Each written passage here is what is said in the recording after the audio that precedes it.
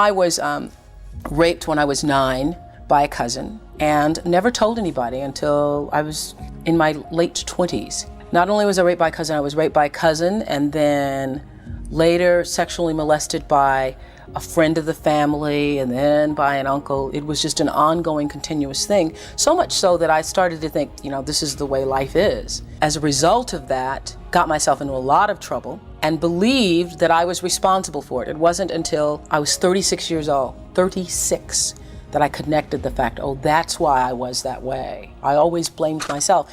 Even though intellectually I would say to other kids, I would speak to people and say, the child is never to blame. You're never responsible for molestation in your life. I still believed I was responsible somehow, that I was a bad girl. The same thing that in some cases causes a child to be abused is the same thing that causes you to be abused as an adult, is the same thing that in your adulthood that allows you to never be able to say no to people. And I realized that I was the kind of child who was always searching for love and affection and attention. Unfortunately, there are adults who will take advantage of that and misread your intentions. Part of the process for me as an adult has been to come to recognize that my inability as an adult female to say no is the same thing that caused me to be victimized as a child. Many times I would get myself into situations as an adult where I didn't want to say no because I didn't want to hurt anybody's feelings. I didn't want to say no because I didn't want anybody angry with me. I didn't want to say no because I don't want people to think I'm not nice. And that to me has been the greatest lesson of my life, is to recognize that I am solely responsible for it and not trying to please other people, not living my life to please other people, but doing what my heart says. All the time. That's the biggest lesson. The other big lesson for me has been to learn not only do you have the right to do whatever you want, you have the right to change your mind. Like I'd say, but I have to because I said I was going to do it. And then later you think about it and you realize I shouldn't be doing this, but I said I was going to do it and I don't want to make anybody upset. It's taken me 37 years to figure that out, to get that straight. I think, oh my goodness, if I had learned this 20 years ago, all the time I could have saved. Look where I could have been. Look, I don't know if men have this problem. I think men who are, for instance, abused sexually or physically, that it manifests outwardly in some way, that their anger and their rage takes on a different kind of direction. I think women to a great extent, and I know many, many women who were sexually abused, internalize it and then allow themselves to abuse themselves later on in life. You just don't allow yourself to be all that you can be. Whereas a man will make it more external and will be angrier. I don't believe that anything happens without a reason.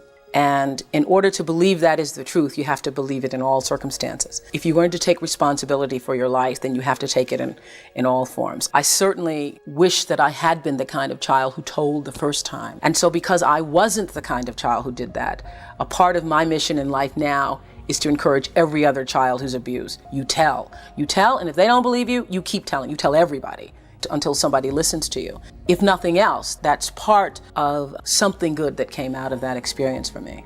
Because I don't want it to happen to another child. I don't want another child to be afraid of saying, this is what happened to me. I was living with my mother and living under circumstances that a lot of young children have to deal with today. And if you'd asked me at the time if we were poor, I probably would have said no, because when you are living it and you don't know anything else, you think that's the way life is. I think that success is a process, and I believe that my first Easter speech at the age of 3.5 was the beginning, and that every other speech, every other book I read, every other time I spoke in public was a building block. So that by the time I first sat down to audition in front of a television camera, what allowed me to read it so comfortably and be so at ease with myself at that time was the fact that I'd been doing it a while. If I'd never read a book or I'd never spoken in public before, I would have been traumatized by it. So the fact that we went on the air with the Oprah Winfrey Show in 1986 nationally, well, it's because I've been being myself since I was 19. I would not have been able to be as comfortable with myself had I not made mistakes on the air and been allowed to make mistakes on the air and understand that it doesn't matter. There's no such thing to me as an embarrassing moment. If I tripped and fell, if my bra strap showed, if I fell flat on my face, there's no such thing as an embarrassing moment because I know that there is not a moment that I could possibly experience on the air that somebody else hasn't already experienced. It's no big deal. I can't be embarrassed. I can't be embarrassed. You can laugh at yourself and you can make a mistake, and it's not the end of the world. You don't have to be perfect. I truly believe that thoughts are the greatest vehicle to change power and success in the world. Everything begins with thoughts. I mean, the chairs that we're sitting in, the room that we're in, all started because somebody thought it. I thought up The Color Purple for myself. I read the book. When I heard that there was going to be a movie, I started talking it up for myself. I felt it so intensely that I had to be a part of that movie. I really do believe I created it for myself. I wanted it more than anything in the world and would have done anything to do it. It was all, I think, a part of the process of growth for me to recognize it can be done. I had done a movie called Beloved, a book written by Toni Morrison. I worked on that movie for 10 years, and then it came out and it bombed. For the longest time, when I would read that people had said it was a bomb, I would get clutched, because I couldn't even say the word bomb. I couldn't say it failed. It felt like at the time one of the biggest, disasters of my career. It felt like the saddest thing. It sent me into depression. And what I learned from that experience is what we talk about in the book, is you take the thing that was the worst thing for you, the thing that was the challenge, and you begin to look at what it was that you really benefited, or how you benefited from that thing. And what I learned from that Beloved experience, because at the time that it bombed, I went into depression about it. My former depression was eating macaroni and cheese for breakfast every morning. And about 40 pounds later, I was talking to a friend and they were saying, so why did this take you down so? And I said, because I just wanted everybody to feel about that movie the way I felt about it. I wanted people to understand that you could be an enslaved person, come through that, and still have love. And the person said to me, well, I felt that. I said, well, I actually wanted millions of people, not just you. And then I decided that from all of my work going forward, and that was in 1998 when it bombed, I would no longer be attached to the work. I would allow myself to detach from it and just offer whatever I was doing, offer it.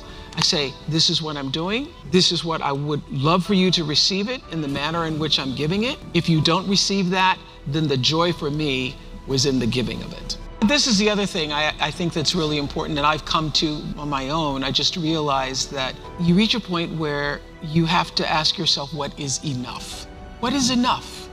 And, I live a really huge life surrounded by, and it was actually a goal of mine when I was first doing The Color Purple, an engaged life. And I learned that one of the most important things that everybody is looking for is to be validated, to be seen, and to know that they matter. And that no matter who you are, Barack Obama, the first time he came on the show as senator, he finished the interview and said, is that good? Is that all right? Good for you?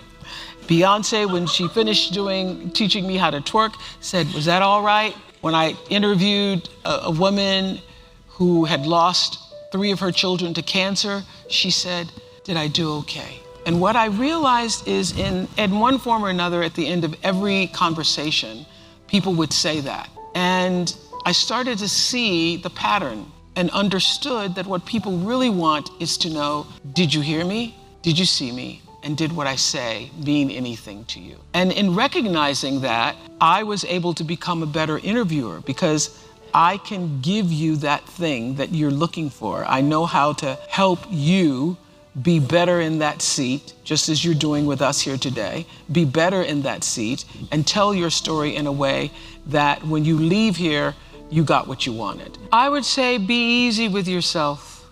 Be easy with yourself. And it's all gonna work out, because one of the primary, I think, principles that has led me to success is intention. And I think clarifying the intention based on the principles that we set out and the guidelines and manual work that we set out in the book, clarifying the intention, your reason for being. I mean, we talk in the book about asking yourself the question about what you're willing to live for and what you're willing to die for. And getting clear on that, because that is really the real work of your life. Everybody's going to find a job that's going to be able to bring you money, and you're going to be successful. You're going to get all of that. But why were you really brought here? By whatever means you think you got here. Why are you really here? You've come here to serve, and you've come here to love. And how are you going to use your service in love, first and foremost to yourself? Because the work is not to make yourself perfect, but to start to begin to make yourself whole. How are you going to do that? How do you fill yourself up to be a whole person, a full person of kindness, of grace, and being able to offer that into the world, along with all the wonderful skills you all are gonna have? How do you offer that into the world in service that lifts you up and allows you to meet the rising of your life and lifts other people up? And so changing the paradigm to how, not just what am I gonna do, but how am I going to serve? How am I going to serve? And my prayer for myself since I was a little girl was, God, use me. God, use me. And whether you believe in my God or your God or no God, the question is, how can you be used in service? With all this work you're putting in, all this stuff that you're doing that for what? You're doing that to be of service. First and foremost to yourself, your family, and your community. And then how do you push that out into the world? And if the world is 20 people, 20,000 people, 20 million people as it was with me every day, it does not matter. Because what really matters is that you're building legacy. And this is the greatest definition of legacy I ever heard. When I opened my school in South Africa for young girls, one of them is here today, who's now grown in law school and starting work in New York. But I opened that school for girls who were like me. I grew up in rural Mississippi, no running water, no electricity. My grandmother and I on what I thought was a farm, and I went back and realized it was just an acre. It was so big in my mind, I went back, oh, this is not a farm. This is actually just a yard. When I was growing up there, I had a dream for myself. I remember being out with my grandmother washing clothes in a big iron pot, because we didn't have a washing machine, of course, and her putting clothes on the line and saying, you better watch me, because one day you're gonna have to learn how to do this for yourself. And I will tell you that the voice inside myself that all of us have, that feeling, that spirit, that inner voice, that voice at 4 years old said, this is not gonna be my life. But I had sense enough not to tell my grandmother. I had sense enough not to say that out loud, but I could feel inside myself, I'm not gonna be doing this. And it turned out to be true. But what I do know now is what Maya Angelou told me about legacy. When I came back from opening the school, I said, Maya, the school is going to be my greatest legacy. These girls are amazing, and I can't even tell you, the Oprah Winfrey Leadership Academy is going to be the great. She said, you have no idea what your legacy is going to be. I said, oh no, I'm telling you, it's going to be these girls. You should have been there. You should have seen it. She was making biscuits at the time, and she put the dough down. When Maya puts the dough down, get back. She said, I said you have no idea what your legacy will be. Because your legacy is not your name on a building. Your legacy isn't even the lives of those girls, it's every life you touch.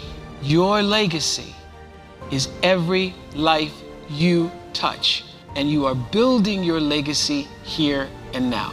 So everything that you do going forward, every life that you encounter and experience, and the way you treat yourself and the way you treat other people is building your legacy.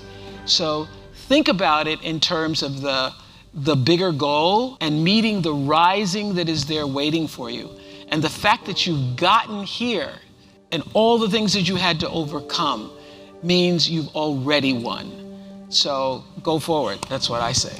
One of the challenges, especially when you're going through anything, is not allowing the emotions to take over you, and to be able to separate the feeling from who you know yourself to be, and being able to have that little space in between where you can be the observer of the feeling. When you can observe the feeling and not be absorbed by the feeling, you can feel it and then take the wheel for yourself. It's just like, when I was 8 years old, I memorized Invictus.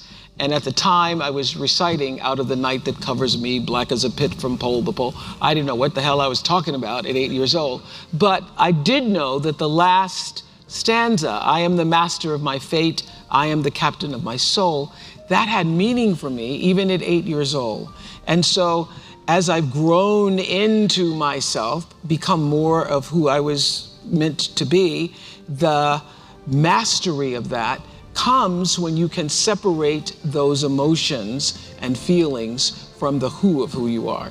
So the Oprah Winfrey Show was on for 25 years, was the most successful television talk show in the history of all television.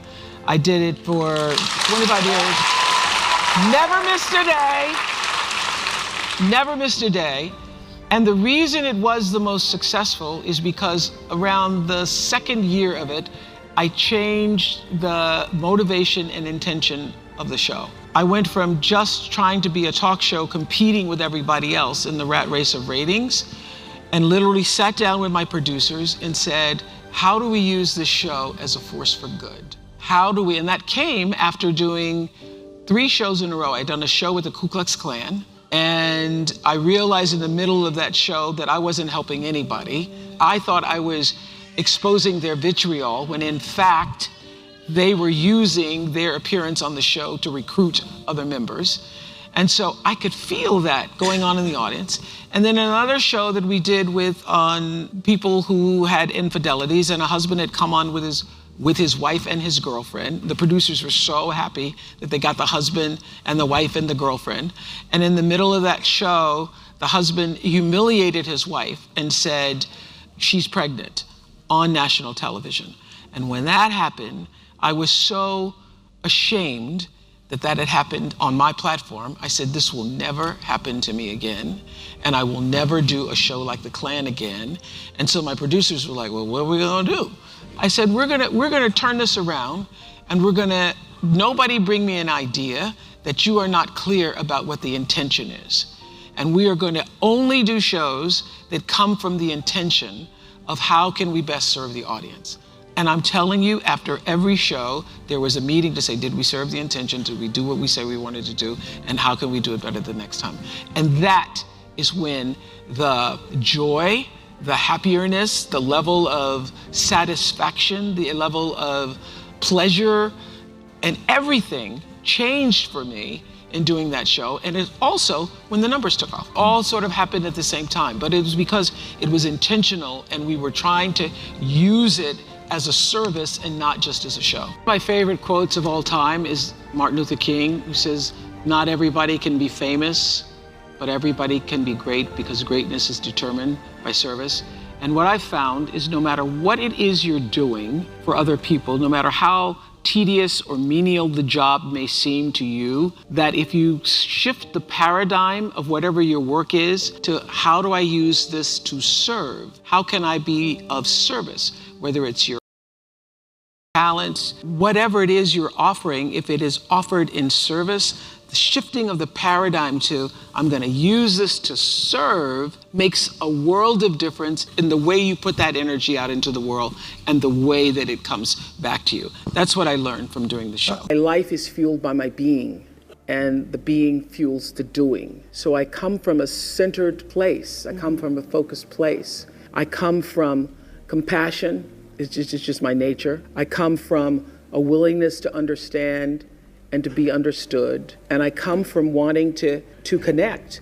I mean, the secret of that show for 25 years is that people could see themselves in me.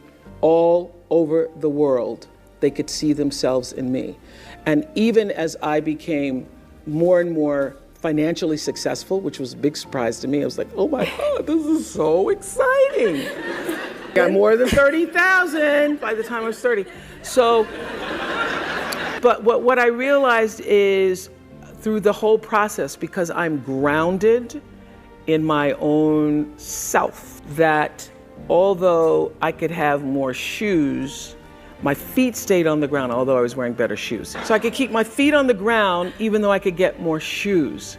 And I could understand that it really was because I was grounded, was doing and continue to this day to do the consciousness work. I work at staying awake.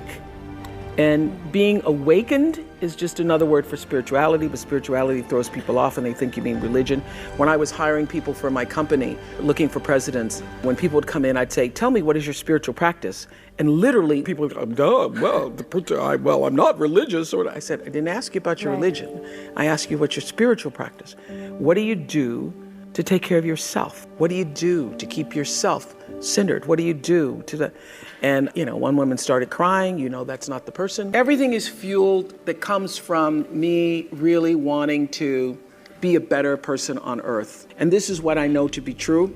The reason why the show worked is because I understood that audience, my viewers, the people who watched us every day and would come and just like you all did, get tickets, and they would come with their family. You all just came across campus, but that's good too. People would come from all over the world just to be there with their aunts and their mothers, and they'd come with their cousins, and there'd be a few men in there going, what the hell? Or saying, well, I went to Oprah with you. I went to Oprah, and at least give me clear for 3 or 4 weeks. I went to Oprah with you.